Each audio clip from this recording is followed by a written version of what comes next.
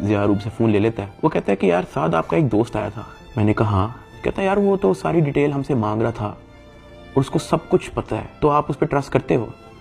मैंने कहा ज़िया देखो मैं उसको नहीं जानता हूँ पर्सनली, लेकिन फॉर सम रीज़न उसको पता था। मैंने उसको नहीं बताया, उसने मेरे से खुद कहा कि तेरे से पैसे किसने लिए, और उसने मुझे कहा था कि मुझे डिटेल चाहिए। तो ज़िया कहता कि हाँ वो हमारे पास आया था, एक कागज़ पे सारा मेरा वो लिख के गया है कि कहाँ कहाँ पे कैसे कैसे पैसे पहुँचाए, किसने दिए, किस बैंक से निकलवाए, वो सारा नोट डाउन करके गया है। मैंने कहा कि देखो ज़िया इस वक्त ना हमें नहीं पता कि हमने किस पे ट्रस्ट करना है किस पे नहीं करना। हमने जिसको भी अप्रोच किया है सब ने मदद करने से इनकार कर दिया। जिन्होंने कोशिश की है वो भी कोई मसला कोई बेहतरी की तरफ नहीं आया। मेरे पास कोई ऑप्शन नहीं है, सुन लेते हैं हम एक बार इस बंदे की बात। ज़िया ने कहा ठीक है। जब ज़िया ने मुझे ये बात बोली तो मुझे आइडिया हो गया कि वही जिनका नाम हमने अभी बिग ब्रदर रखा था वो मेरी फैमिली से मुलाकात कर चुका है। खैर ज़िया से बात होने के बाद ज़िया ने फ़ोन मामा को दे दिया।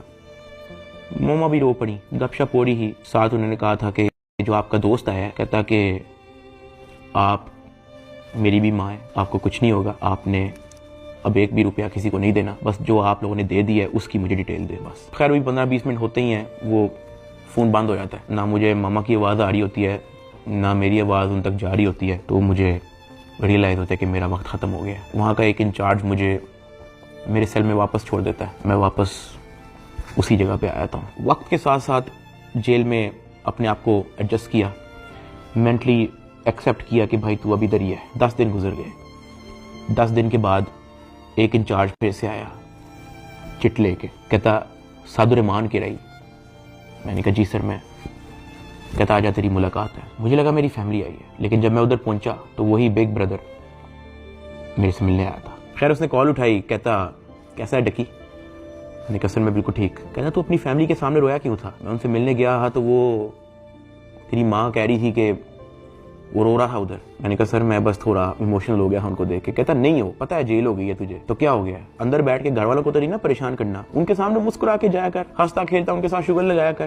क्या मैं बिल्कुल ठीक हूँ, अंदर बड़ा मजा आ रहा है। मैंने कहा सर वो हो जाता है, मैं तो कोशिश करता हूँ कि मैं उनको कोई टेंशन ना दूं, लेकिन चेहरे पे बंदे के लिखा आया था। कहता खैर मैं गया उस दिन तेरे घर, माँ जी बहुत परेशान थी, मैंने उनको तसल्ली दी है, तुझे मैं सिर्फ ये बताने आया हूँ कि तू तगड़ा रहे। फिर उसने मुझे कहा कि अगर आने वाले कुछ टाइम के अंदर अगर तुझे कोई न्यूज़ से रिलेटेड सुनने को मिलती है तो पैनिक नहीं होना और अंदर किसी से कोई बात शेयर नहीं करनी। कोई पूछे कहना मुझे इल्म नहीं किसी चीज़, और अपनी फैमिली को भी कह दे कि किसी चीज़ को लेकर पैनिक नहीं होना। अगर कोई प्रेशराइज करने की कोशिश करे, कोई कॉल करे, कोई अप्रोच करे, जस्ट इन्फॉर्म अस। साथ मैंने उनको ये भी बताया कि जब मैं NCCI की कस्टडी में था तो वो मुझे कहते थे कि आपके पीछे MI लगी हुई है। तब उसने